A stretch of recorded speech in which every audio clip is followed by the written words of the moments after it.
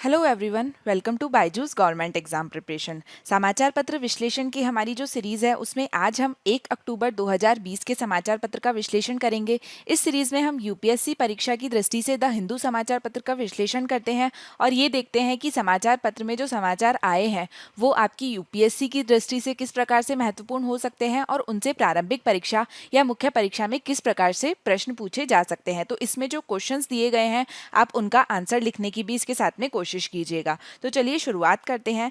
हमारा आज का सबसे पहला टॉपिक है, पहली न्यूज़ है, time to shift focus to the maritime sphere. ये आर्टिकल आया है पेज नंबर 6 पर। यह आर्टिकल है जो कि यूपीएससी के जीएस पेपर 2 के अंतर्राष्ट्रीय संबंध मतलब इंटरनेशनल रिलेशन विषय के लिए महत्वपूर्ण है। ये आर्टिकल लिखा है मिस्टर हैप्पीमॉन जैकब ने।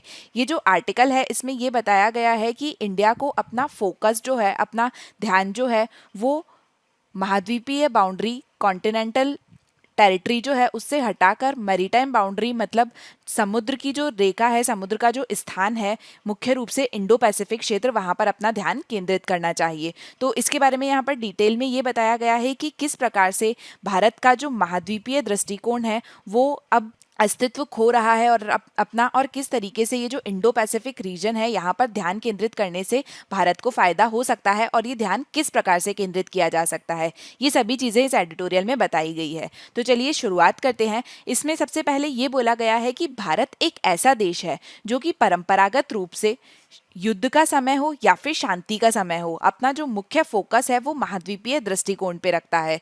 जो कॉन्टिनेंटल टेरिटरी है भारत की, उस पे भारत हमेशा अपना मुख्य फोकस रखता है और इसको लेकर भारत की भव्य रणनीति रही है। लेकिन अब ये रणनीति जो है वो संकट में आ रही है, ऐसा इस एडिटोरियल में बोला जा रहा है। इस एडिटोरियल में ये बोला गया है कि भारत का ये जो कॉन्टिनेंटल क्षेत्र है, महाद्वीपीय दृष्टिकोण है, यहाँ पर एक तरफ तो चीन उपस्थित है और दूसरी तरफ पाकिस्तान उपस्थित है। तो इन दोनों के होते हुए यहाँ पर ये संभावना देखी जा रही है कि भारत के जो क्षेत्रीय दावे हैं, भारत को उसे प्राप्त करना एक तरीके से असंभव हो रहा है और इसको देखते हुए महाद्वीपीय विकल्प को आगे बढ़ाने के लिए प्रादेशिक नुकसान हो रहा है और उसको रोकने के लिए बोला जा रहा है कि भारत को अपने महाद्वीपीय क्षेत्र की जगह, भव्य रणनीति योजना को आगे बढ़ाने की जगह, जो कि अब एक डेड एंड पर पहुंच गई है, जो इंडो पैसिफिक का समुद्री क्षेत्र है, वहां पर अपना ध्यान केंद्रित करना चाहिए।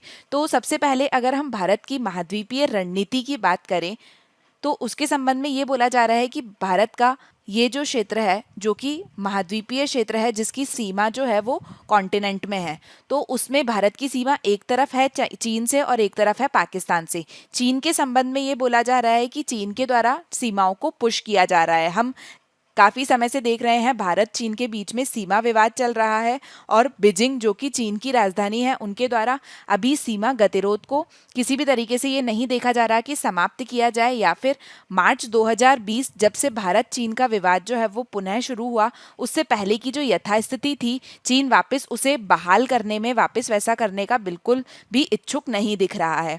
और वहीं पे अगर हम पाकिस्तान की बात करें तो पाकिस्तान के संबंध में भी ये देखा जा रहा है कि काफ़ी समय से नियंत्रण रेखा पर जो संघर्ष विराम उल्लंघन है, एलओसी का जो सीज फायर है, उसका काफ़ी बार उल्लंघन हो रहा है और इसी के साथ ही जो ये लाइन ऑफ कंट्रोल है पाकिस्तान के साथ में भारत की नियंत्रण रेखा, वहाँ पर आतंकवादी गतिविधियाँ भी बढ़ रही है।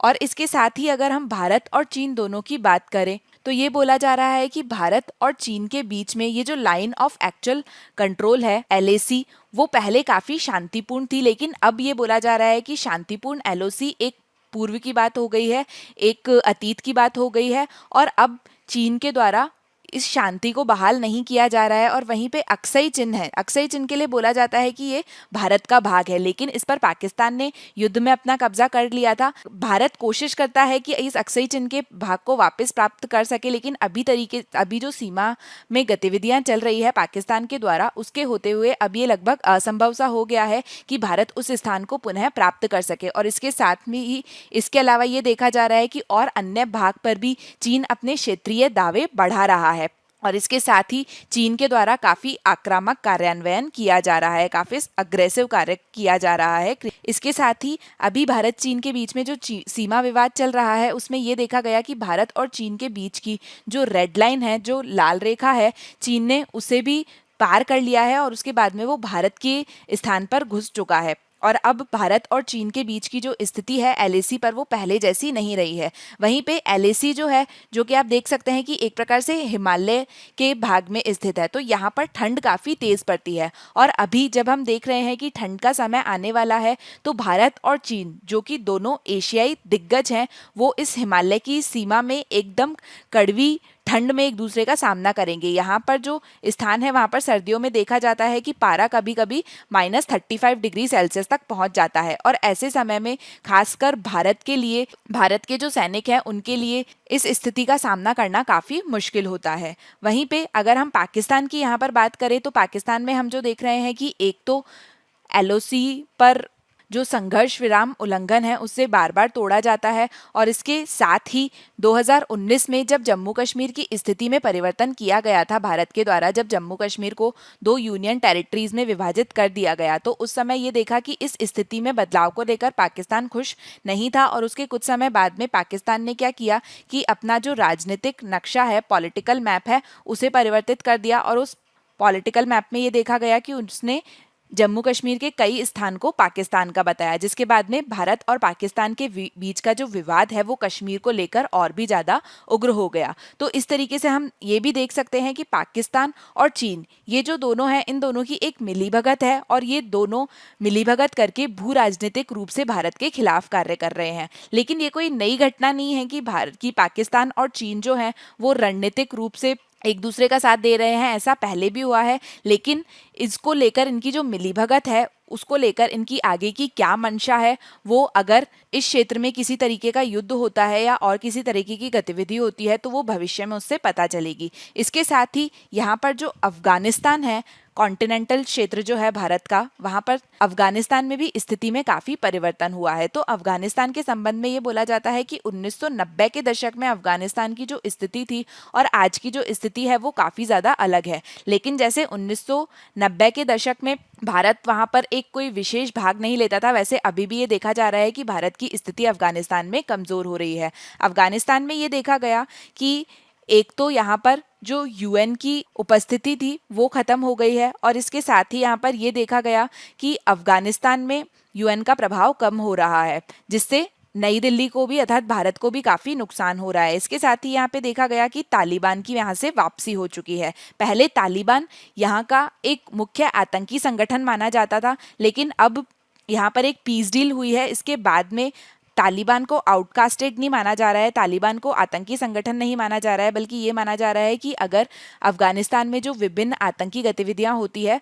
उसको खत्म करना है तो तालिबान को साथ में लेकर काम किया जाएगा। इसके साथ ही अफगानिस्तान में ये देखा गया कि जो नाटो की फोर्सेस है, उत्तर अटलांटिक संधि संगठन की जो सेनाएं हैं वो भी यहाँ से हट गई है, जिसके बाद में यहाँ देख सकते हैं कि यूएस की उपस्थिति भी कम हो गई है। और उससे यहाँ पर नाटो फोर्सेस के हटने से क्या होगा कि पाकिस्तान, रूस और चीन की यहाँ पर उपस्थिति बढ़ सकती है। इसके साथ ही अफगानिस्तान में जो भू राजनीतिक दृश्य परिवर्तन हो रहा है वो भारत के लिए मुश्किल हो सकता है, क्योंकि ये जो तालिबान की वापसी को लेकर जो पीस डील हुई है उससे भारत को बाहर रखा गया है। वहीं पर यहाँ जो ईरान का क्षेत्र है, वहाँ पर अगर हम ईरान की बात करें तो अभी देखा जा रहा है कि भारत और ईरान के जो संबंध है वो भी परिवर्तित हो रहे हैं, वो भी घर्षण में हैं। और अगर इस तरीके से सभी देशों में भारत की उपस्थिति कम होगी, यहाँ पर संबंध प्रभावित होंगे, तो भारत की जो सेंट्रल एशिया, मध्य एशिया से संबंधित जो मिशन है वो ज़्यादा प्रभावित होगा। तो इसलिए ये बोला जा सकता है संक्षेप में कि भारत के उत्तर पूर्व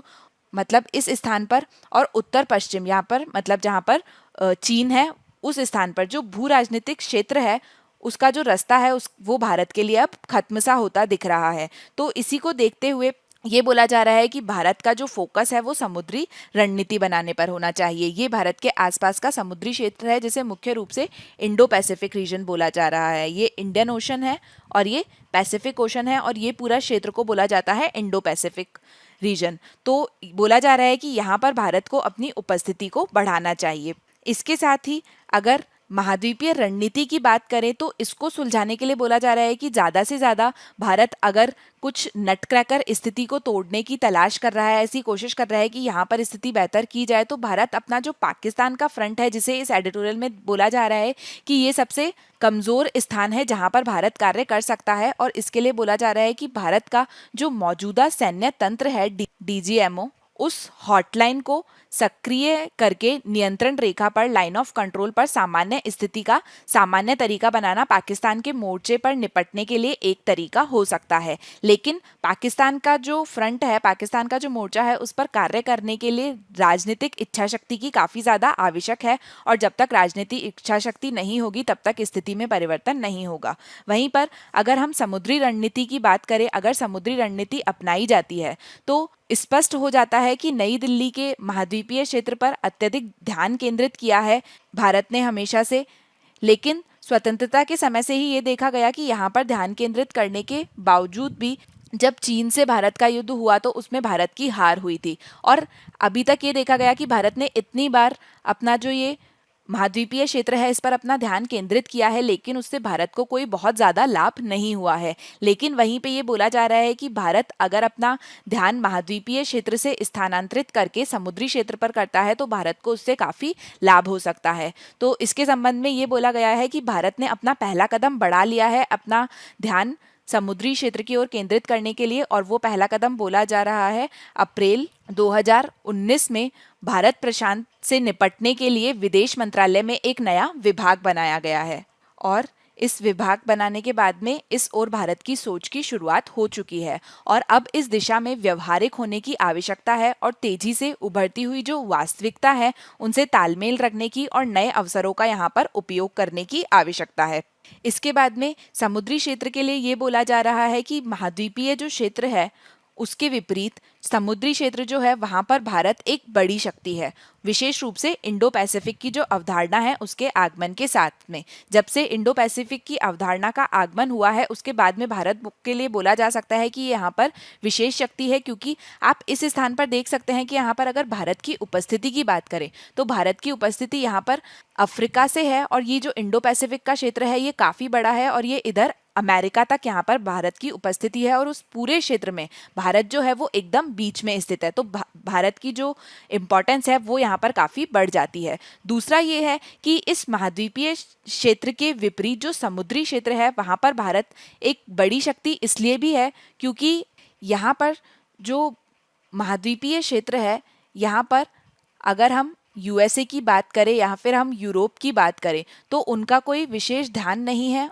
और वो इसे बिल्कुल नज़रअंदाज करते हैं, उनकी यहाँ पर कोई दिलचस्पी नहीं है। लेकिन वहीं पर अगर हम समुद्री क्षेत्र की स्थिति की बात करें तो यहाँ पर स्थिति बिल्कुल विपरीत है, और इस क्षेत्र में ये यूएसए हो चाहे यूरोप हो, यहाँ के सभी देश काफ़ी रुचि रखते हैं, और ये रुचि जो है वो इंडो पैसिफिक के संयोग के बाद में काफ़ी आगे बढ़ गई है। जैसे अगर हम उदाहरण की बात करें तो जर्मनी जो कि यूरोप में एक कंट्री है उसने हाल ही में फ्रांस के उदाहरण के बाद में अपने इंडो पैसिफिक दिशा निर्देश जारी किए, जिसने पिछले साल अपनी इंडो पैसिफिक रणनीति बनाई थी। फ्रांस ने पहले अपनी इंडो पैसिफिक रणनीति बनाई थी और अब जर्मनी ने भी अपने इंडो पैसिफिक दिशा निर्देश जारी किए हैं, जिससे ये पता लगता है कि ये जो यूरोपीय कंट्री है ये इस देश में काफ़ी रुचि रखती है। इसके साथ ही ये बोला गया है कि जो ये दक्षिण चीन सागर का क्षेत्र है, साउथ चाइना सी का क्षेत्र है, यहाँ पर बीजिंग के द्वारा काफ़ी बदमाशी वाला व्यवहार किया जाता है। बीजिंग के द्वारा अर्थात चीन के द्वारा क्या किया जाता है कि कई यहाँ पर आइलैंड है उस पर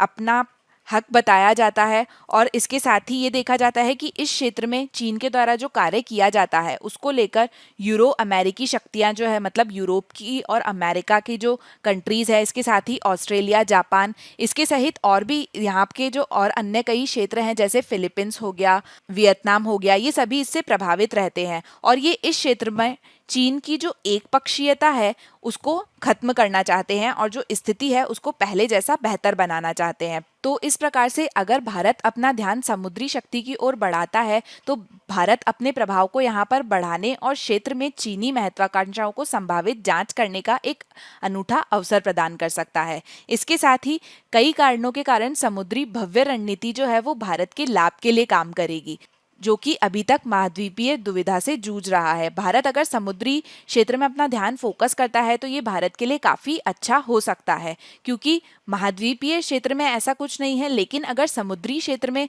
भारत ध्यान देता है तो भारत को वहाँ पर गठबंधन का क्षेत्र मिल सकता है, शासन की स्थापना हो सकती है। इसके साथ ही रणनीतिक अन्वेषक के अन्य रूपों में शुरू करने के लिए समुद्री क्षेत्र जो है वो भारत के लिए खुला है।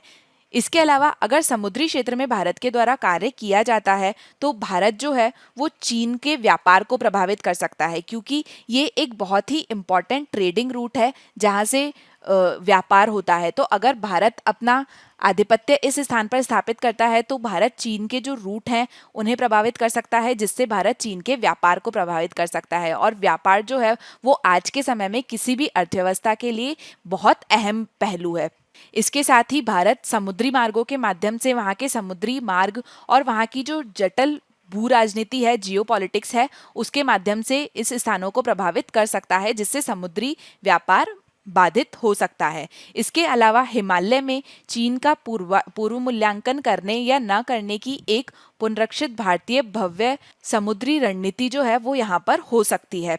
और इसके साथ ही अगर भारत अपनी उपस्थिति समुद्री क्षेत्र में रखता है तो भारत यहाँ पर युद्धाभ्यास कर सकता है और इस स्थान पर अपनी उपस्थिति बढ़ा सकता है, जो कि चीन को एक प्रकार का संदेश भी देगा। और इस प्रकार के कार्य अगर भारत के द्वारा किए जाते हैं तो वो चीन के लिए काफ़ी महंगा पड़ सकता है। इसी के साथ में ये बोला गया है कि भारत अगर समुद्री क्षेत्र में अपनी उपस्थिति बढ़ाता है और यहाँ पर इस तरीके के कार्य करता है, युद्धाभ्यास करता है, और अगर मौका मिलने पर चीन का जो व्यापार भी बाधित कर सकता है, तो उससे भारत को ये जो स्थान है, जो टेरिटरी का क्षेत्र है, जो महाद्वीपीय स्थान है, वहां पर भी चीन की उपस्थिति को हटाने के लिए चीन को मजबूर कर सकता है, क्योंकि व्यापार जो है वो एक बहुत बड़ी शक्ति के रूप में यहाँ पर कार्य कर सकता है। अब अगर हम यहाँ पर बोल रहे हैं कि भारत की उपस्थिति समुद्री क्षेत्र में बढ़नी चाहिए, तो ये किस प्रकार से हो सकता है? तो इसके लिए बोला गया है कि इसमें एक विभाजन से परे सोचने की आवश्यकता है। और इसके लिए ये बोला गया है कि नई दिल्ली ने अर्थात भारत ने महाद्वीपीय क्षेत्र से अपने लगभग विशेष ध्यान को समुद्री क्षेत्र में स्थानांतरित करके अगर वो एक समुद्री भव्य रणनीति बनाए तो ऐसा किया जा सकता है। और इसके लिए बोला गया है कि भारत के द्वारा एक शुरुआत कर दी गई है जब मिनिस्ट्री ऑफ एक्सटर्नल अफेयर के द्वारा इंडो पैसिफिक डिवीजन की शुरुआत की गई। मैंने बताया था कि मिनिस्ट्री ऑफ एक्सटर्नल अफेयर ने एक विभाग की शुरुआत की है जो है इंडो पैसिफिक डिवीजन, और इस विभाग की स्थापना के बाद में समुद्री फोकस की शुरुआत हो चुकी है। और इसके साथ ही क्वाड ग्रुप के बारे में आपने सुना होगा। क्वाड ग्रुप में 4 कंट्री आती है, इंडिया अर्थात भारत, जापान, यूएसए अर्थात संयुक्त राज्य अमेरिका और ऑस्ट्रेलिया। ये चारों साथ में मिलकर अपने बीच की मंत्री स्तर की बैठक करके इस क्षेत्र में, इंडो पैसिफिक का क्षेत्र जो है वहाँ पर निर्णय लेने का प्रयास कर सकते हैं। और इसके साथ साथ भारत को वर्तमान और भविष्य के लिए समुद्र के संबंध में जो चुनौतियां हैं उन पर ध्यान देने की आवश्यकता है। साथ ही में अपने सैन्य और गैर सैन्य उपकरणों को इस स्थान पर मजबूत करने की आवश्यकता है। इसी के साथ ही रणनीतिक साझेदारी में शामिल करने की आवश्यकता है और इंडो पैसिफिक पर व्यापक दृष्टि दस्तावेज प्रकाशित करना जो है वो अच्छी तरीके से कार्य करेगा। अभी जो वर्तमान में इंडो पैसिफिक डिवीजन बनाया गया है वो इसमें काफ़ी अच्छा प्रयास है। और इसके साथ ही नई दिल्ली को भारत प्रशांत के जो मामले हैं, इंडो पैसिफिक के जो मामले हैं, उनके लिए एक विशेष दूत नियुक्त करने पर भी विचार किया जा सकता है। तो इस तरीके से हमने यहाँ पर बात की कि किस प्रकार से भारत जो है वो समुद्री शक्ति की ओर ज़्यादा फोकस कर सकता है। इससे संबंधित हम मुख्य परीक्षा का एक प्रश्न देखते हैं।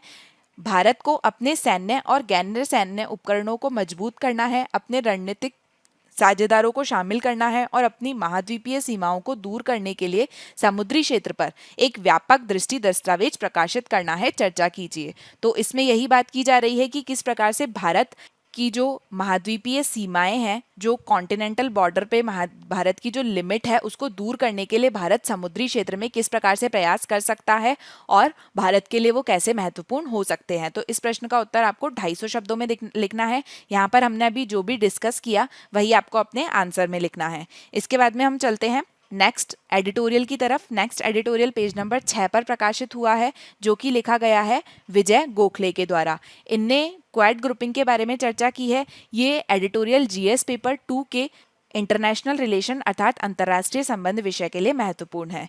इस एडिटोरियल में ये बताया गया है कि क्वाड ग्रुपिंग जो है उसकी शुरुआत किस तरीके से हुई, पहले ये क्यों सफल नहीं हो सकी थी और अब किस तरीके से ये वापस उभर रही है, और इस ग्रुपिंग के द्वारा किस तरीके से कार्य किए जा सकते हैं ताकि ये इस ग्रुपिंग का महत्व समझा जा सके। तो इस एडिटोरियल में सबसे पहले ये बताया गया है कि क्वाड ग्रुपिंग जो है जिसके तहत 4 देश आते हैं, मैंने अभी आपको बताया था, भारत, जापान, यूएसए और ऑस्ट्रेलिया। इनकी दूसरी मंत्रिमंडलीय बैठक जो है वो होने की संभावना है और ये बोला जा रहा है कि ये बैठक जापान में होगी। लेकिन यहाँ पर अफसोस की बात ये है कि क्वाड ग्रुपिंग जो है उसका विचार जो था, उसकी जो कल्पना थी वो की गई थी शिंजो आबे के द्वारा। शिंजो आबे जापान के पूर्व प्रधानमंत्री थे, लेकिन शिंजो आबे ने अपनी सेहत को देखते हुए प्रधानमंत्री पद से इस्तीफा दे दिया है और अब शिंजो आबे जापान के प्रधानमंत्री नहीं है। लेकिन यहाँ पर ये बोला जा रहा है कि 2007 में जब क्वाड की अवधारणा आई थी, शिंजो आबे के द्वारा इसकी जो परिकल्पना की गई थी, उस समय स्थिति अलग थी और आज के समय में स्थिति अलग है। तो उस समय ये क्वाड जो है वो आगे नहीं बढ़ सका। लेकिन अभी की जो स्थिति है, अभी के समय में शिंजो आबे जापान के प्रधानमंत्री नहीं है, लेकिन इस ग्रुपिंग को आगे बढ़ाने की यहाँ पर आवश्यकता बताई जा रही है। तो इस एडिटोरियल में ये बोला गया है कि 2007 का जो समय था जब ये ग्रुपिंग आई थी, उस समय ये देखा जाता था कि अमेरिका जो है वहाँ पर एक ध्रुवीय क्षण था, अर्थात वहाँ पर सिंगल पोल वर्ल्ड था। उस समय अमेरिका की जो अर्थव्यवस्था है वो काफ़ी अच्छी थी और पूरा वर्ल्ड जो है वो सिर्फ एक पोल पे था, अमेरिका की अर्थव्यवस्था पर केंद्रित था। तो इसके कारण अमेरिका के द्वारा जो चीन की स्थिति है जिसको लेकर ये क्वाड ग्रुपिंग बनाई गई थी, उस पर ज़्यादा ध्यान नहीं दिया गया, क्योंकि उस समय अमेरिका को भी चीन की आवश्यकता थी और अमेरिका उस समय चीन को एक जिम्मेदार हितधारक बनाने के लिए राजी कर सकता था। अमेरिका को चीन की आवश्यकता थी उत्तर कोरिया को लेकर, क्योंकि आपको पता है नॉर्थ कोरिया जो है वो एक कम्युनिस्ट स्टेट है और चीन का उस पर ज़्यादा प्रभाव है। और इसके साथ ही ईरान के साथ में जो परमाणु मुद्दा है, वहीं पे युद्ध संबंधी आतंक जो है, उन सभी को लेकर यूएस को भी चीन की ज़रूरत थी। और वहीं पे इस ग्रुपिंग के जो दो अन्य सदस्य हैं, जापान और ऑस्ट्रेलिया, उनको भी चीन की ज़रूरत थी, क्योंकि चीन में जो अर्थव्यवस्था का बूम हो रहा था उसका फ़ायदा जापान और ऑस्ट्रेलिया को भी मिल रहा था। और वहीं पे भारत भी इस ग्रुपिंग की स्थिति को लेकर अस्पष्ट था, क्योंकि अन्य जो देश थे वहां पर इसको लेकर काफी अनिश्चितता थी। और जिस समय ये ग्रुपिंग आई थी उस समय चीन के द्वारा इसके संबंध में एक बहुत ही तीखी प्रतिक्रिया देखी गई थी। चीन के द्वारा ये माना गया था कि उसके खिलाफ 4 देशों ने मिलकर ये एक प्रकार से बहुपक्षीय मंच बनाया है और चीन ने बोला था कि ये नाटो जो है, नॉर्थ अटलांटिक ट्रीटी ऑर्गेनाइजेशन, मतलब उत्तरी अटलांटिक संधि संगठन, उसका एक प्रकार से एशियाई संस्करण है, जिसमें 4 देश मिलकर एक देश के खिलाफ कार्य करने की कोशिश कर रहे हैं। लेकिन उस समय हमको ये लगा था कि चीन के द्वारा तीखी प्रतिक्रिया इसलिए अपनाई जा रही है क्योंकि उन्हें लग रहा है कि ये एक प्रकार से नाटो का एशियाई संगठन है। लेकिन वर्षों के बाद में ये क्लियर हुआ, ये पता लगा कि चीन के द्वारा जो प्रतिक्रिया अपनाई जा रही थी वो इसलिए थी, उसका वास्तविक कारण ये था कि अगर इस प्रकार की ग्रुपिंग होती है तो ये मुख्य रूप से बढ़ेगी इंडो पैसिफिक का जो क्षेत्र है वहां पर, और अगर इस प्रकार की ग्रुपिंग बढ़ेगी, यहाँ पर गतिविधियां बढ़ेगी इंडो पैसिफिक के क्षेत्र में, तो उससे ये जो समुद्र का क्षेत्र है यहाँ पर चीन के द्वारा जो नौसेना का विस्तार किया जा रहा है,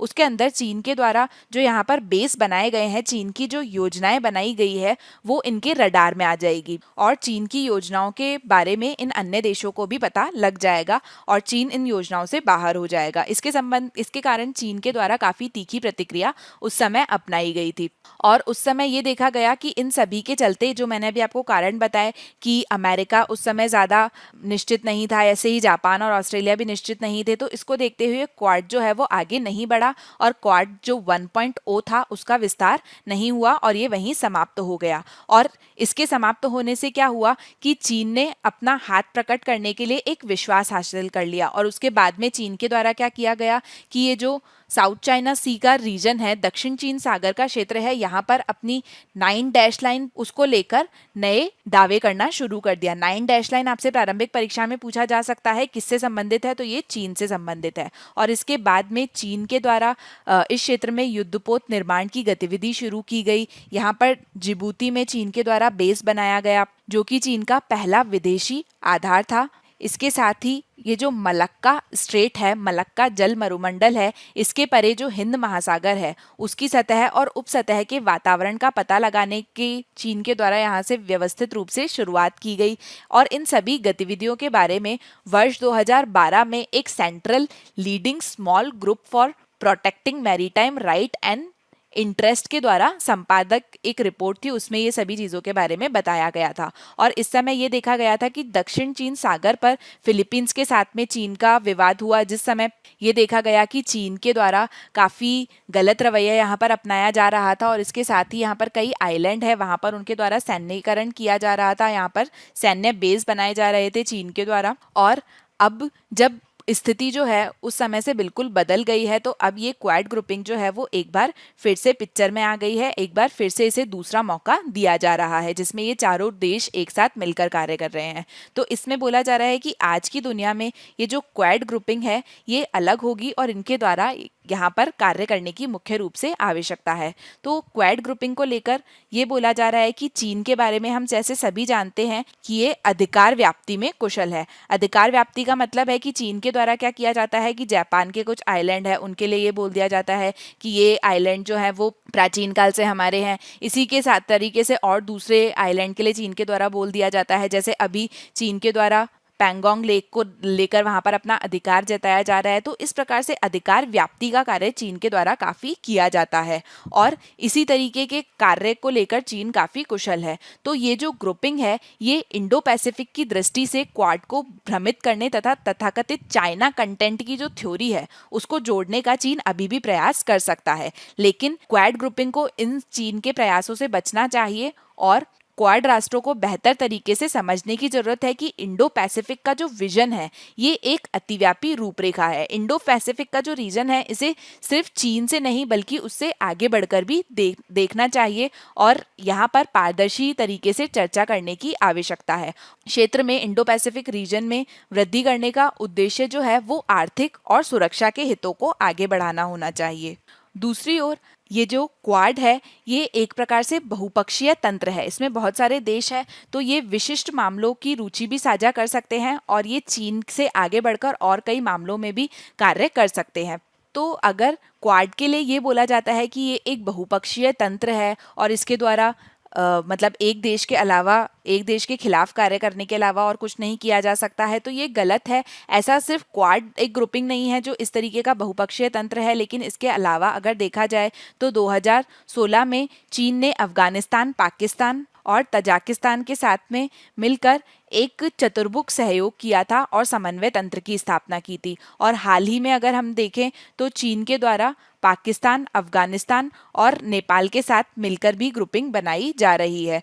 तो इस तरीके के कार्य चीन के द्वारा पहले भी किए गए हैं, तो अब अगर क्वाड ग्रुपिंग आती है तो वो कोई अपवाद नहीं है। वहीं अगर आज की दुनिया की बात करें तो ये जो चारों देश हैं क्वाड के, ये इंडो पैसिफिक का जो क्षेत्र है, जो समुद्री क्षेत्र है जहाँ पर अभी काफ़ी अशांति की स्थिति है, वहाँ पर कार्य कर रहे हैं। तो अभी के समय में जब वैश्विक महामारी चल रही है और पूरे विश्व की अर्थव्यवस्था लड़खड़ा रही है, तो ऐसे समय में इस क्षेत्र की वृद्धि और समृद्धि की ओर कार्य करना चाहिए और इसे बेहतर करने के प्रयास किए जाने चाहिए।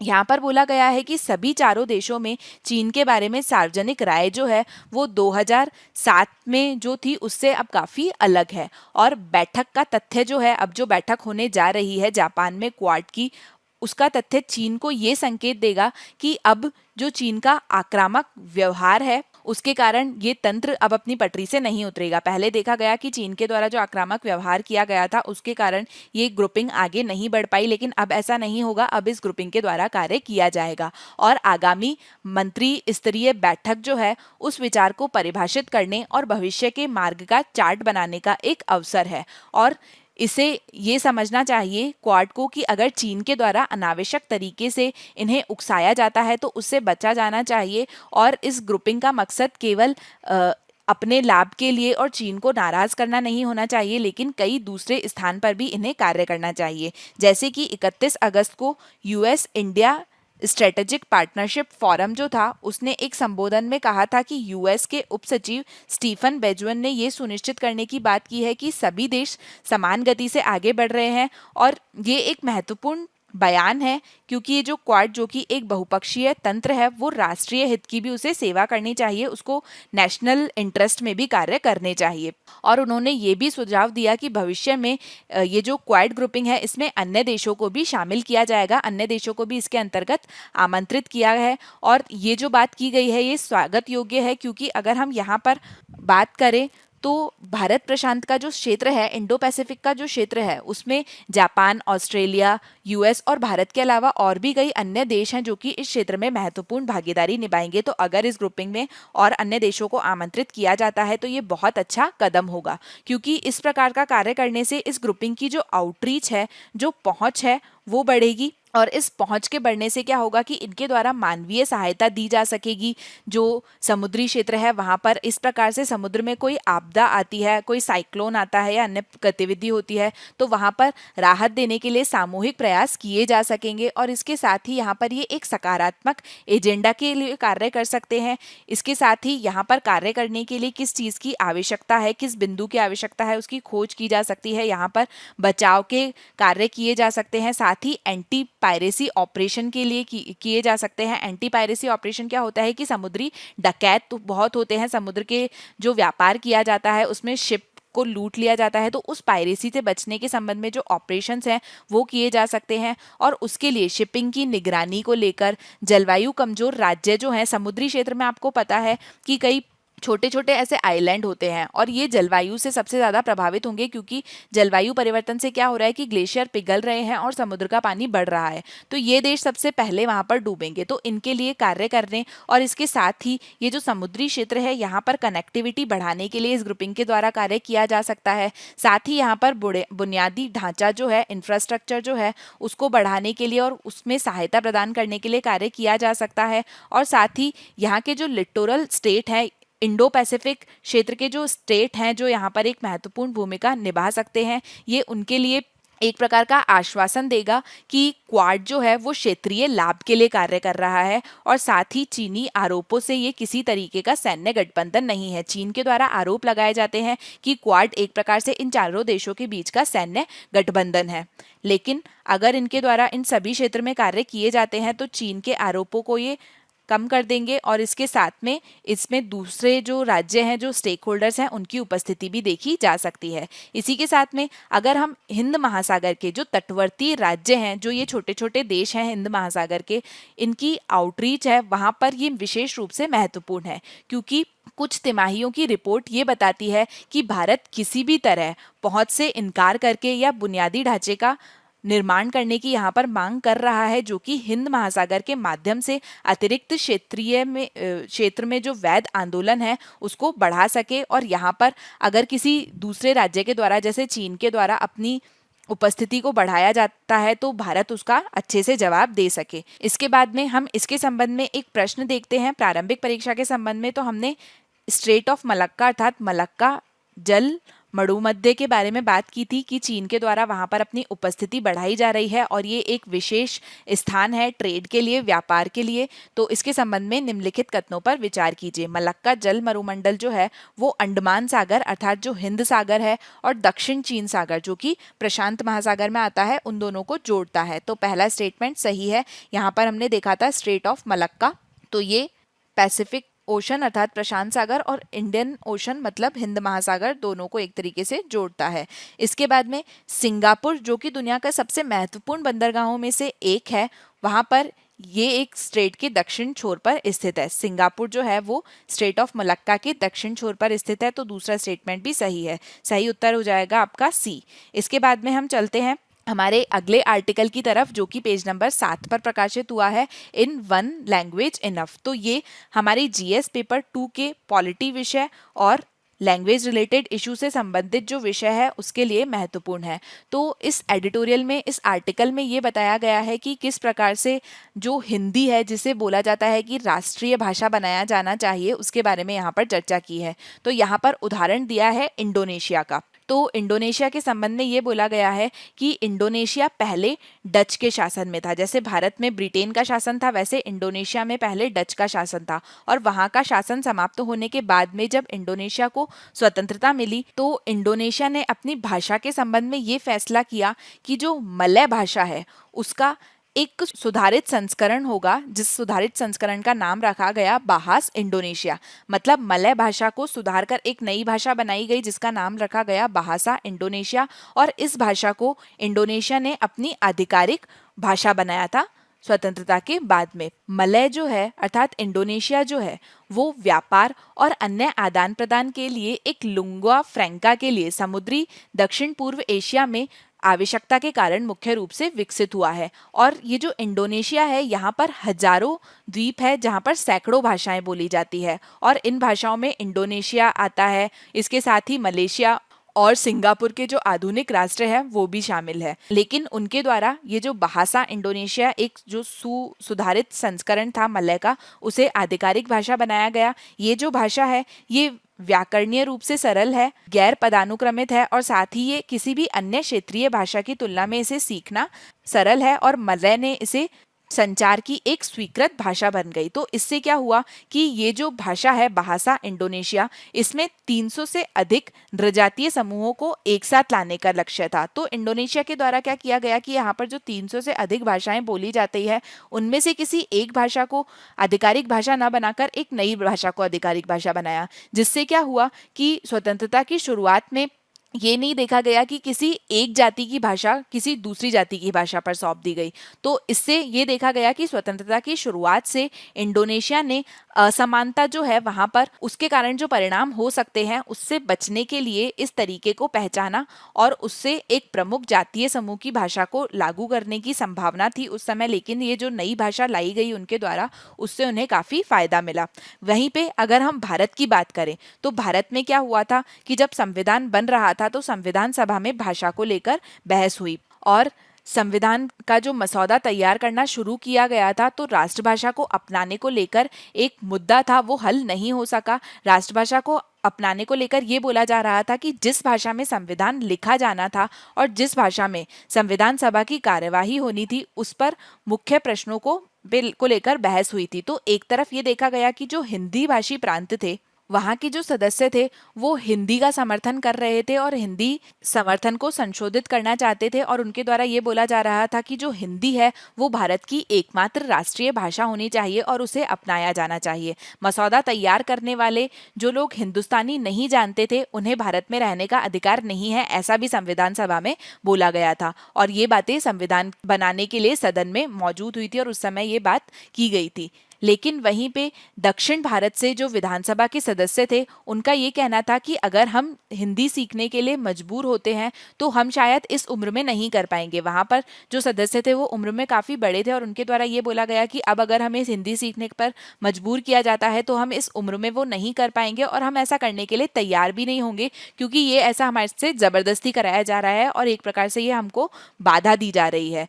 तो इस तरीके से सहिष्णुता से हमें डर लगता है, ऐसा उनने कहा था। और ये बोला था उस समय जो दक्षिण भारत से संबंधित सदस्य थे कि इस तरीके से अगर भाषा थोपी जाती है तो संविधान सभा जो कि ये चाहती है कि भारत का जो केंद्र है वो मजबूत हो, वो मुश्किल हो जाएगा और जिन लोगों को हिंदी बोलना नहीं आता है उन लोगों को एक तरीके से दास्ता का सामना करना पड़ेगा। तो इस तरीके की जो बहस है वो संविधान सभा में हुई थी। उसके बाद में ये देखा गया कि 1950 में भारतीय संविधान में हिंदी को देवनागरी लिपि में भारत की आधिकारिक भाषा घोषित किया गया। लेकिन इसके बाद में 1963 में एक एक्ट आया था, the official language act.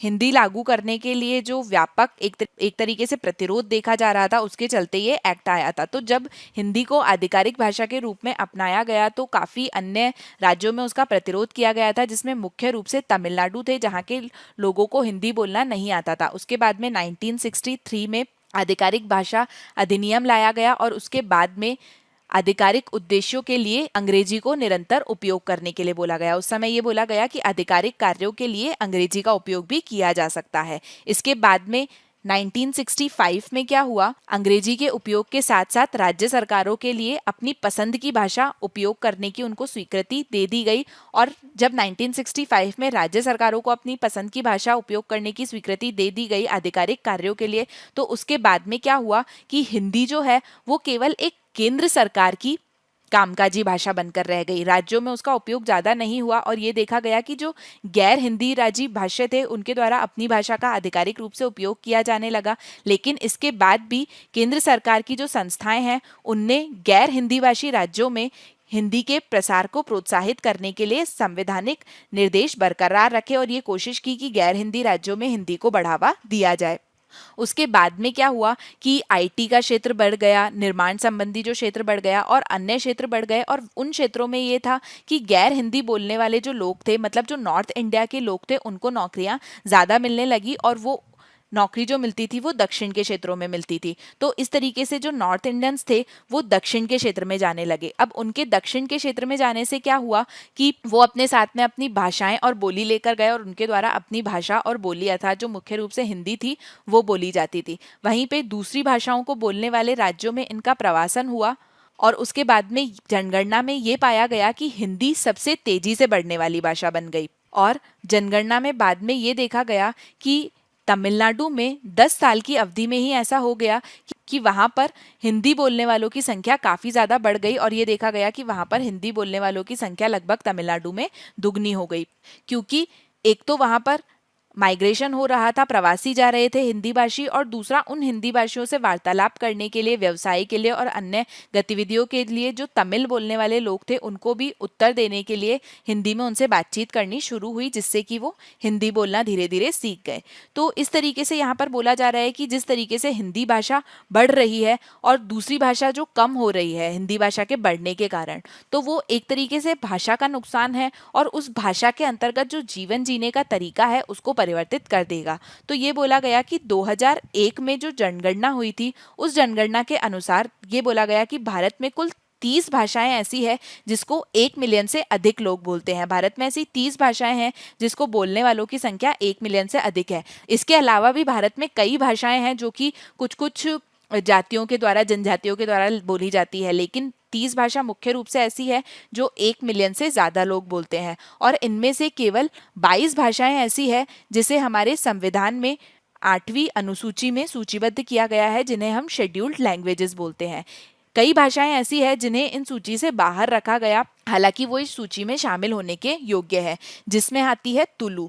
Tulu भाषा है, उसे इस सूची में शामिल नहीं किया गया, लेकिन तुलु बोलने वालों की संख्या लगभग 1.8 मिलियन से भी अधिक है। और ये बोला जाता है कि तुलु भाषा जो है इसमें लगभग 14वीं और 15वीं शताब्दी के शिलालेख हैं। तो अगर हम इस भाषा को खत्म कर देंगे, अगर ये भाषा नहीं बोलेंगे, तो एक तरीके से हमारी जो संस्कृति है, हमारा जो साहित्य है वो समाप्त हो जाएगा। और जब एक परिष्कृत भाषा साहित्यिक और दैनिक इंटरेक्शन में अपनी स्थिति खो देती है तो उसका जो जुड़ाव है, जो जीवन का तरीका है, वो भी गायब हो जाता है। अगर हम डेली इंटरेक्शन में उस भाषा का उपयोग नहीं करेंगे तो उस भाषा को लेकर लोगों का जो जुड़ाव है वो खत्म हो जाएगा। आप इसे ऐसे समझ सकते हैं कि अगर आपके पेरेंट्स जो हैं, आपके माता पिता जो हैं, मान लीजिए वो कोई स्पेसिफिक अपनी भाषा बोलते हैं, लेकिन आपकी जो जनरेशन है, जो हमारी जनरेशन है, वो ज़्यादा हिंदी का उपयोग करती है, इंग्लिश का उपयोग करती है, क्योंकि हम इंटरेक्शन वैसे ही करते हैं, हम सोशल मीडिया पर वही लैंग्वेज देखते हैं, हम अपने आसपास वही भाषा देखते हैं। तो आपका जुड़ाव उस भाषा से नहीं होगा, बल्कि आपका जुड़ाव दूसरी भाषा से होगा। और भाषा के जुड़ाव से क्या होगा कि जीवन का जो तरीका है वो भी बदल जाएगा। तो उससे हम अपनी जो संस्कृति है, जो अपना कल्चर है, उसे आगे नहीं बढ़ा पाएंगे। इसी को लेकर हिंदी भाषा के लिए ये बोला गया कि हिंदी जो है वो पहले एक बहुत ही छोटी इंडो आर्यन भाषा थी, लेकिन धीरे धीरे ये देखा गया कि आज़ादी के पहले के समय से ही हिंदी को प्रमुखता हासिल हो गई और वो आगे बढ़ने लगी और लोगों द्वारा उसे बोला जाने लगा। लेकिन इंडो आर्यन हिंदी भाषा जो थी और वो जो आगे बढ़ी वो परिवर्तित हो गई। इस हिंदी में क्या हुआ कि कुछ फारसी के शब्द मिल गए और इसके साथ ही उत्तर भारत में जो इस्लामी प्रशासन आया था उसके आगमन के साथ ही ये जो हिंदी है ये बाद में हिंदुस्तानी बन गई। ये हिंदुस्तानी बन गई और औपनिवेशिक भारत में हिंदुस्तानी का बढ़ता महत्व और इसके साथ ही मुसलमानों की जो उर्दू थी वो भी इसमें मिल गई, जिससे उत्तर भारत में हिंदुओं को एक संस्कृत संस्करण विकसित करने के लिए प्रेरित किया, जिससे अब की जो भाषा है, अभी जो हम हिंदी बोलते हैं, वो इस तरीके से बनी है। तो इससे अभी आधुनिक मानक हिंदी जो है उसका निर्माण हुआ। लेकिन इस तरीके की हिंदी का निर्माण होने से क्या हुआ कि दिल्ली और वहाँ के आसपास के क्षेत्र का इसमें वर्निकुलर आधार आ गया। लेकिन वहीं पे वहाँ के आसपास की क्षेत्र की जो भाषा थी, जैसे अवधी, मैथिली या फिर जो ब्रिज भाषा है, इस तरीके की जो प्रतिष्ठित बोलियां हैं उसमें बदलाव आ गया और इन बोलियों का जो साहित्यिक मूल्य नियत है वो समय के साथ कम होता चला गया। तो इस तरीके से अगर किसी भाषा का महत्व कम होता है तो ये उस भाषा को काफ़ी प्रभावित कर सकता है और बोलने वालों की जीवन शैली को प्रभावित कर सकता है। तो इस आर्टिकल में ये बोला गया है कि हिंदी और उसके उपयोग पर जब हम चर्चा कर रहे हैं तो यहाँ पर हमें दूसरी भारतीय भाषाओं की योग्यता पर भी ध्यान दिया जाना चाहिए। हम यहाँ पर अच्छी तरीके से विकसित या फिर कोई लुप्तप्राय भाषा है या फिर कोई स्वदेशी भाषा है उनकी रक्षा या संवर्धन नहीं करते हैं तो हमारी आने वाली जो पीढ़ियाँ होती है उनमें कभी भी उस भाषा को लेकर जो अंडरस्टैंडिंग है वो नहीं बन पाएगी और वो अपनी जड़ों से, अपनी जो रूट है उससे नहीं जुड़ सकेंगे और अपनी संस्कृति से नहीं जुड़ सकेंगे। तो इस तरीके से हमारे देश में देखा जा रहा है कि कोशिश की जा रही है कि जो हिंदी भाषा है उसे राष्ट्रीय भाषा बनाया जाए, लेकिन हम इस तरीके से करने की जगह ऐसा क्यों नहीं कर सकते हैं कि हम अपनी मातृभाषा बोले और हम अपनी मातृभाषा के साथ ही एक अन्य भाषा से भी जुड़े रहें, अन्य भाषा को भी सीखने का प्रयास करें ताकि उस भाषा से संबंधित जो जीवन का एक अलग तरीका है हम उसे भी जान सके। तो ऐसा इस एडिटोरियल में बताया गया है। इससे रिलेटेड हम मेंस का मुख्य परीक्षा का एक प्रश्न देखते हैं कि अच्छी तरीके से विकसित और स्वदेशी भाषाओं की रक्षा और बढ़ावा देना हमारी आने वाली पीढ़ियों को उनकी वास्तविक जड़ों और संस्कृति को समझाने में मदद करेगा। टिप्पणी कीजिए। इस प्रश्न का उत्तर आपको 250 शब्दों में देना है। ये अभी जो हमने डिस्कशन किया आप इसी से रिलेटेड इस क्वेश्चन का आंसर लिख सकते हैं। इसके बाद में हम चलते हैं हमारी अगली न्यूज़ की तरफ। अगली न्यूज़ पेज नंबर 8 पर प्रकाशित हुई है। ये न्यूज़ है ideal weight for Indian main and women redefined. ये जीएस पेपर 1 से रिलेटेड है। जीएस पेपर 1 में जो मेल न्यूट्रिशन अर्थात कुपोषण का जो विषय है उसमें स्वास्थ्य संबंधित विषय से आपके लिए ये न्यूज़ महत्वपूर्ण है। इसमें ये बताया गया है कि भारतीय चिकित्सा अनुसंधान परिषद के अंतर्गत जो राष्ट्रीय पोषण संस्थान आता है अर्थात Indian council for medical research के अंदर जो नेशनल इंस्टीट्यूट फॉर न्यूट्रिशन आता है उसने 20 से लेकर 39 साल के बजाय 19 से लेकर 39 साल की उम्र के संबंध में भारत के जो वयस्क पुरुष हैं और महिलाएं हैं उनके संबंध में आदर्श और संदर्भ को फिर से परिभाषित किया है। और इस रिपोर्ट के अंतर्गत इन्होंने ये बोला है कि पुरुषों के लिए शरीर का जो वजन है जो कि पहले 60 किलोग्राम था उसे अब 65 किलोग्राम बताया है और महिलाओं के लिए पहले जो 65 किलोग्राम बताया जा रहा था उसे अब 55 किलोग्राम रखा गया है। इसके लिए ये बोला गया है कि अभी की जो जीवन शैली है और जो खान पान है वो परिवर्तित हो गया है, इसके चलते इस प्रकार के परिवर्तन किए गए हैं। तो यहाँ पर अगर हम राष्ट्रीय पोषण संस्थान अर्थात नेशनल इंस्टीट्यूट ऑफ न्यूट्रिशन की बात करें तो ये हैदराबाद में स्थित है और ये एक भारतीय सार्वजनिक स्वास्थ्य पोषण और अनुवादक अनुसंधान केंद्र है। इस रिपोर्ट के लिए जो इस नेशनल इंस्टीट्यूट ऑफ न्यूट्रिशन के द्वारा लाई गई इसके लिए ये एक राष्ट्रीय प्रतिनिधि डेटाबेस पर आधारित है। ये डेटा लिया गया है राष्ट्रीय परिवार स्वास्थ्य सर्वेक्षण 4 से, राष्ट्रीय पोषण निगरानी ब्यूरो से, विश्व स्वास्थ्य संगठन से और इंडियन एकेडमी ऑफ पीडियाट्रिक्स से। और ये जो रिपोर्ट लाई गई है आइडियल वेट को जो रीडिफाइन किया गया है इसका मुख्य उद्देश्य है कि अपना जो पूरा जीवन काल है उसके माध्यम से स्वीकार्य संदर्भ शरीर के वजन मूल्यों को प्राप्त करना, जितने वजन की आवश्यकता है शरीर में उसे प्राप्त करना अपने पूरे जीवन काल में। और इस प्रकार से वजन को प्राप्त करने के लिए किस प्रकार के आहार का सेवन करना चाहिए उसको लेकर भी इस रिपोर्ट में बात की गई। तो उसके संबंध में यहाँ पर आरडीए के बारे में बोला गया। आरडीए का पूरा नाम है अनुशंसित आहार भत्ता। ये जो अनुशंसित आहार भत्ता है ये दैनिक आहार पोषण तत्वों का सेवन स्तर है कि पूरे दिन में कितना आहार पोषक तत्व की आवश्यकता होती है उसका क्या स्तर है। और आरडीए जो है वो व्यक्तियों की पोषक आवश्यकताओं को पूरा करने के लिए पर्याप्त है। तो आरडीए के अंतर्गत ये बोला गया, ये जो आरडीए की बात की गई है कि व्यक्ति को प्रतिदिन कितने आहार पोषक तत्व की आवश्यकता है तो उसके अंतर्गत आता है कि आदमी के लिए अनाज, फली और दूध की संरचना किस प्रकार की होनी चाहिए। तो उसके लिए यहाँ पर बोला गया कि सीरियल, ल्यूक और मिल्क अर्थात अनाज, फली और दूध की जो संरचना है वो होनी चाहिए 3:1:2.5।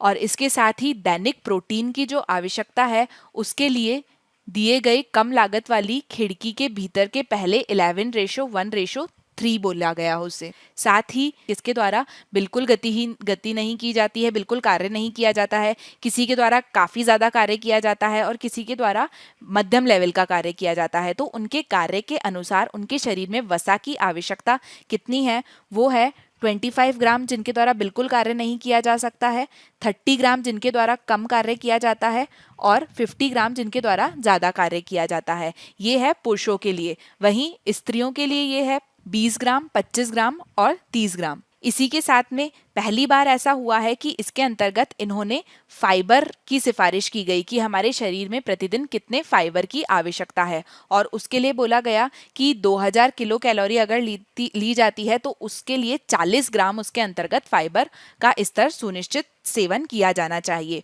तो नेशनल इंस्टीट्यूट ऑफ न्यूट्रिशन के द्वारा ये रिपोर्ट में बताया गया कि किस प्रकार से सेवन किया जाना चाहिए और कितना जो वेट है वो होना चाहिए। इसके संबंध में हम प्रारंभिक परीक्षा का एक प्रश्न देखते हैं। राष्ट्रीय पोषण संस्थान के संदर्भ में निम्नलिखित में से कौन सा कथन सही है? ये चेन्नई में स्थित एक भारतीय सार्वजनिक स्वास्थ्य पोषण और अनुवादक अनुसंधान केंद्र है। तो मैंने आपको बताया था कि ये चेन्नई में स्थित नहीं है, ये हैदराबाद में स्थित है। ये जो इंस्टीट्यूशन है इसकी स्थापना सन 1918 में हुई थी। इसकी स्थापना की गई थी सर रॉबर्ट मैक्रिसन ने, और ये जब शुरू हुआ था तो ये एक रूम में एक लेबोरेटरी की तरह था, और ये मुख्य रूप से शुरू हुआ था बेरी के संदर्भ में रिसर्च करने के लिए। बेरी आपको पता है क्या होता है? बेरी एक रोग है जो कि विटामिन B1 की डेफिशिएंसी से होता है। तो इसके संबंध में रिसर्च करने के लिए इसकी शुरुआत हुई थी, और उस समय इसकी शुरुआत हुई थी कुन्नूर में। कुन्नूर कहाँ पर है? तमिलनाडु में। उसके बाद में ये जो लेबोरेटरी थी इसका एक्सपेंशन हुआ, ये बढ़ी, जिसके बाद में जितने भी डेफिशिएंसी डिजीज़ होते हैं, किसी विटामिन की डेफिशिएंसी से जो रोग होते हैं, उन सभी को इसमें शामिल किया गया। और उसके बाद में 1928-29 में ये न्यूट्रिशन रिसर्च लेबोरेटरी बन गई, और उसके बाद में ये देखा गया कि 1969 में इसे नेशनल इंस्टीट्यूट ऑफ न्यूट्रिशन बना दिया गया था। इसे सन 1958 में कुन्नूर से हैदराबाद में स्थानांतरित कर दिया गया था। तो पहला स्टेटमेंट जो है वो गलत हो जाता है। इसके बाद में दूसरा स्टेटमेंट है कि ये संस्थान भारत के सबसे पुराने अनुसंधान केंद्रों में से है और भारतीय चिकित्सा अनुसंधान परिषद के तहत ये सबसे बड़ा केंद्र है। तो दूसरा स्टेटमेंट सही है, आपका सही उत्तर हो जाएगा बी। इसके बाद में पेज नंबर 13 पर एक न्यूज़ प्रकाशित हुई है, German chancellor accuse China of cruel treatment of minorities. तो इसमें ये बोला गया है कि जर्मन चांसलर ने बोला है कि चीन के द्वारा वहाँ के जो अल्पसंख्यक है, जो माइनॉरिटी है, उनके साथ में बुरा व्यवहार किया जाता है।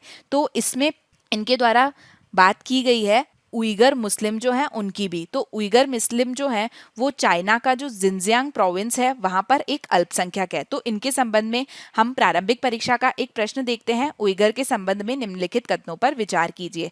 पहला है कि उइगर जो है वो ज़्यादातर मुस्लिम है जो कि चीन के जिनजियांग क्षेत्र के उत्तर पूर्व पश्चिमी हिस्से में है। तो पहला स्टेटमेंट सही है।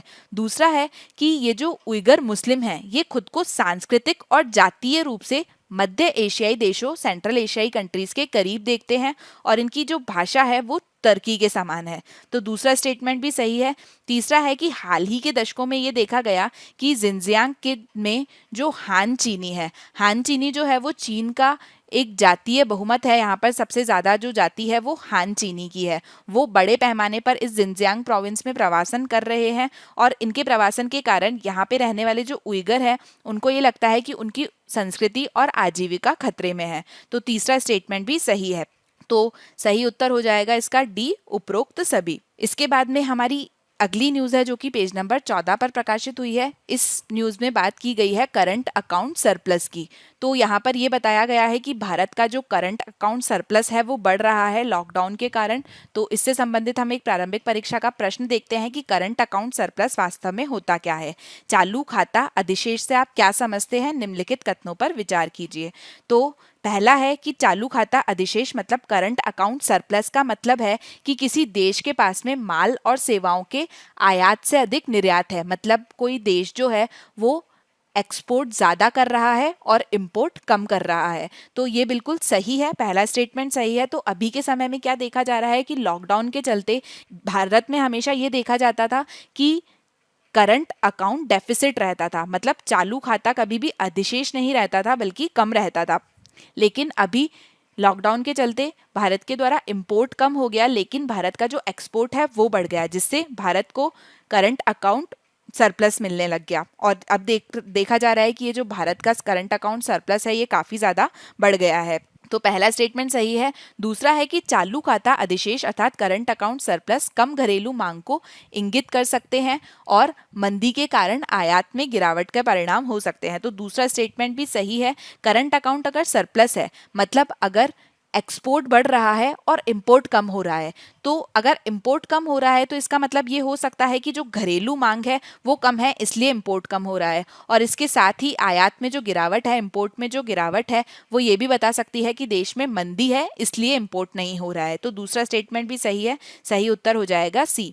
इसके बाद में हमारा नेक्स्ट न्यूज़ है जो कि पेज नंबर 10 पर प्रकाशित हुई है। ये जीएस पेपर 2 के सोशल इश्यूज विषय के संबंध में महत्वपूर्ण है। तो इसमें ये बताया गया है कि नेशनल क्राइम रिकॉर्ड ब्यूरो के द्वारा एक रिपोर्ट प्रकाशित हुई है और इस रिपोर्ट में ये बताया है कि शेड्यूल कास्ट और शेड्यूल ट्राइब के अगेंस्ट जो क्राइम होते हैं वो बढ़ गए हैं 2019 में लगभग 36% तक। ये बोला गया है कि शेड्यूल कास्ट के अगेंस्ट जो क्राइम होते हैं वो 7% तक बढ़ गए हैं और वहीं पे शेड्यूल ट्राइब के अगेंस्ट जो क्राइम होते हैं वो 26% तक बढ़ गए हैं। तो इसके संबंध में हम एक प्रारंभिक परीक्षा का प्रश्न देखते हैं कि अनुसूचित जाति और जनजाति अर्थात शेड्यूल कास्ट और शेड्यूल ट्राइब अधिनियम 1989 के बारे में निम्नलिखित में से कौन सा कथन सही है। अनुसूचित जाति और अनुसूचित जनजाति पर अत्याचार के रोकथाम के लिए प्राथमिक जिम्मेदारी केंद्र सरकारों के साथ रहती है। तो ये गलत है। प्राथमिक जिम्मेदारी केंद्र सरकार की नहीं होती है बल्कि राज्य सरकार की होती है। दूसरा स्टेटमेंट है कि 1989 अधिनियम जातिवाद अपमान को दंडित करता है और यहाँ तक कि संदिग्ध अपराधियों को अग्रिम जमानत से इनकार करता है। तो दूसरा स्टेटमेंट सही है। इसका आंसर हो जाएगा B. So thank you so much for today's discussion. I hope you liked the session. Please like, share and subscribe to our channel. Thank you so much. Stay safe, stay happy.